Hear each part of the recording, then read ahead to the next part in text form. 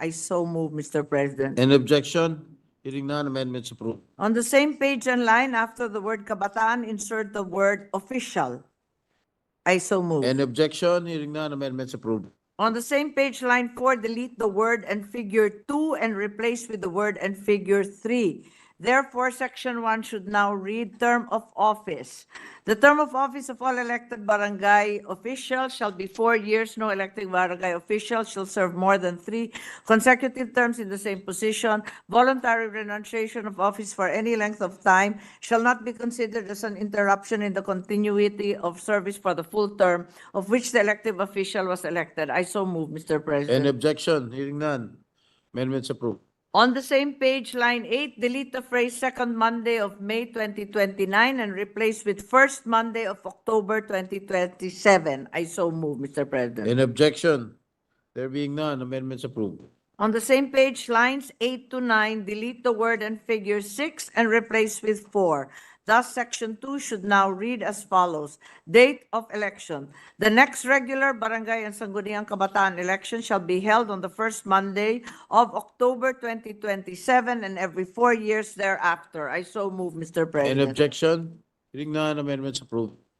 On the same page, line 12, delete the phrase at noon of June 30 and replace with on the first day of November. Hence, section 3 should now read as follows: assumption of office. The term of office of barangay officials and members of the Sanguniang Kabataan elected subsequent to the effectivity of this act shall commence on the first day of November next following their election. I so move, Mr. Any President. objection? Hearing none, amendments approved. On page 2, line 4, insert a new section 5, which shall read as follows: transitory provision. Incumbent elected barangay officials serving their third consecutive term in the same position shall not be eligible to run for the same position in the October 2027 Barangay and Sanguniang Kabataan elections. I so move, Mr. President. Any objection? Hearing none, amendments approved. Finally, to renumber the succeeding sections accordingly. I so move, Mr. President. Any objection? There being none, amendments approved.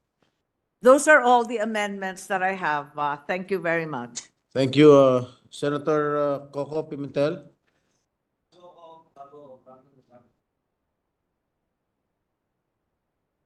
Mr. President, this is not an amendment but to be just very clear about the effect of the amendments introduced by our Yes. sponsor. Okay. What is now the rule on the SK? The rule on the SK is they will also have a term of 4 years. And then beyond that, they will be governed by the SK Charter and its provisions on age. So is there a term limit for SK officials? Yes. Right now, the term indicated in the reform, in the SK Charter as reformed, is 18 to 24. So if they run at 18 plus 4 and 22 and then until they're So they are still eligible. they're eligible in fact for 2 maximum. We do not mention a term limit for SK. I felt that we shouldn't do so given that it's governed by their own law, the SK Charter. Would you like to do so? It's That's why I'm raising this point, Mr. President, because the title. yes, it's also the SK. Yes. So at any rate, Mr. President, let's just be aware. Yes, Let's just be aware of that, no? Kasi binago na, in-overhaul natin ng konti ito. Nag-overhaul tayo ng concepts dito. So look at the title and as well as don't forget the SK officials. Because we have been concentrating on the That's correct, that's barangay correct. officials, Mr. President. So that's all, Mr. President. I'm just raising a point, Mr. President. Thank you, Senator Pimentel. Majority Leader? With no other 2816. 6. Is there an objection? There being none, Senate Bill number 2816 is hereby approved on second reading, subject to style. Mr. President, we are in receipt of a written motion for the Senate President to order the inclusion of Senate Bill number 890 or an act right-sizing the national government to improve public service delivery and for other purposes in the calendar for ordinary business. The written motion by 5 senators invokes Rule 9, Section 31 of the Rules of the Senate with regard to Senate Bill number 890, which was referred to the Committee on Civil Service, Reorganization, and Professional Regulation on 31 August 2022, but has not been reported out. The motion is made in order to commence the Senate's discussion of the measure which was identified as a priority by the Legislative Executive Development Advisory Council, or LEDA. Rule 9, Section 31 of the rules provides, Section 31, should any committee fail to render a report on any bill or resolution referred to it within 30 session days after such reference, if the Senate is in regular session, or within 10 session days in case of special sessions, 5 senators may move in writing for its inclusion in the calendar for ordinary business, and the President shall so order it. There is a written motion for the inclusion of Senate Bill number 890 in the calendar for ordinary business. The motion, if granted, will place the bill in the calendar for ordinary business, then transferred to the calendar for special orders where it will be pending second reading and subject to interpolations and amendments. Is there an objection?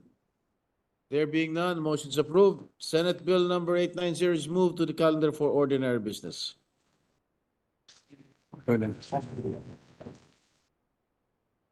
Mr. President, I move that we transfer from the calendar for ordinary business to calendar for special order Senate Bill number 890. This is the bill on the right sizing of the national government. So move, Mr. President. An objection?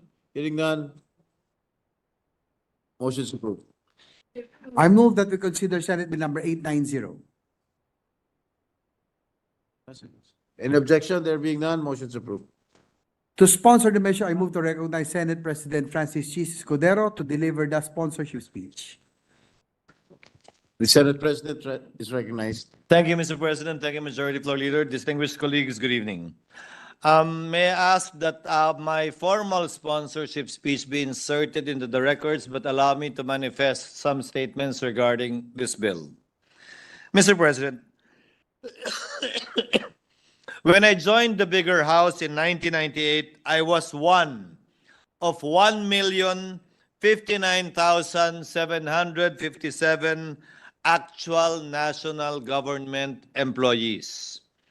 When I returned to this house, what I would consider as the better house, in 2022, the national staffing complement had bloated to 1,968,855 positions, excluding those in local government and the army of casual and temporary employees.